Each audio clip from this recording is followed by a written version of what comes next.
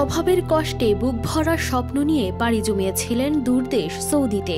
হয়তো ভেবেছিলেন কষ্ট করলেই ঘুচবে সংসারের অভাব, হাসবে পরিবার, কিন্তু কে জানতো সেই পথই হয়ে উঠবে তার না ফেরার যাত্রা। ভাগ্য যেন নির্মম ঠাট্টা করলো তার সঙ্গে। অভাব গোছাতে গিয়ে প্রাণটাই হারালো সোহেল। সৌদির রিয়াদে সড়ক দুর্ঘটনায় এক মুহূর্তেই থেমে গেল তার জীবন, ভেঙে গেল একটি পরিবারের স্বপ্ন। আর সেই খবর গ্রামে পৌঁছাতেই নেমে এলো শোকের ছায়া। ছেলের মৃত্যুতে পাগল প্রায় মা রত্না বেগম, স্তব্ধ স্ত্রী মাসুদা, আর বাবাকে হারিয়ে নির্বাক তার ৮ বছরের ছোট্ট ছেলে। যেন এক নিমিষে নিভে গেল তাদের জীবনের সব আলো।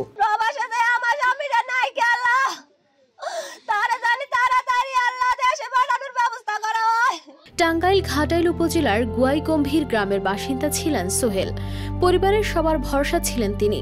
বাবা চালাতেন ছোট্ট পানের দোকান, ভাই ছিলেন অটো চালক।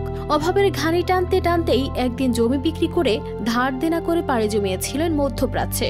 আর সেখানেই গেল মঙ্গলবার এক দুর্ঘটনা জীবন কেড়ে নেয় সোহেলের। ৩ বছর যাবৎ বিদেশ গেছে, অনেক ঋণপাতি কইরা, ওনার কোনো জায়গা জমিন খুব একটা ভালো নেই, শুধু বাড়ি বেড়ে আছে, আর কোনো জায়গা জমিন নেই, তো চলার মতো খুব কষ্ট।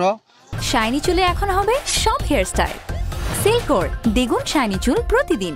ফ্যামিলি যে ঋণ করে বিদেশ পাঠানো হয়েছে, আন্তরিক কোনো ফ্যামিলির টাকা পয়সা শোধ হয় না, আমরা জানি, যতটুকু জানি। গ্রামের বাড়িতে মৃত্যুর খবর পৌঁছাতেই শুরু হয় কান্নার রোল। ছেলের জন্য বিলাপ করতে করতে জ্ঞান হারিয়ে ফেলেন মা। তার ছোট্ট ছেলেটিও বাবার মুখ আর কোনোদিন দেখতে পাবে না, এই সত্যটা বোঝার বয়সও হয়নি তার। কিন্তু নীরব চোখে তাকিয়ে থাকা যেন হাজারটা প্রশ্নের উত্তর চায়। আমার বাবা ইনপাতি করে গেছে, ইনপাতি শোধ হয় নাই। আমার বাবা ইনপাতি শোধ হয়ে দেশে ফিরবো। আমার বাবা লাশ হয়ে গেল। আমার বাবা অকাল মৃত্যু যেন কাঁদিয়ে তুলেছে পুরো এলাকা।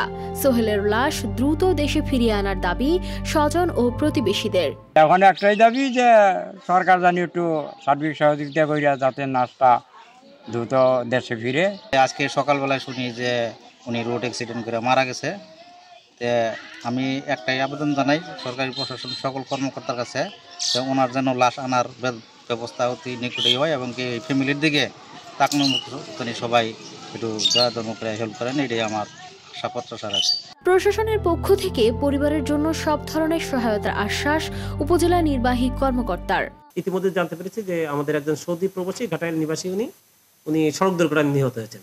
তা এই সড়ক দুর্ঘটনায় নিহত ব্যক্তি সরকারের পক্ষ থেকে, প্রবাসী কল্যাণ মন্ত্রণালয়ের পক্ষ থেকে তাকে অবশ্যই বিভিন্ন বিষয়ে তার পরিবারকে সহযোগিতা করার সুযোগ রয়েছে। সোহেলের গল্প যেন হাজারো অভাবী পরিবারের প্রতিচ্ছবি, যারা বুক ভরা স্বপ্ন নিয়ে পাড়ি জমান বিদেশের মাটিতে। কিন্তু কেউ ফিরতে পারেন হাসি মুখে, আর কারো ফিরে আসে কাফনে মোড়া নিথর দেহ। News desk, RTV।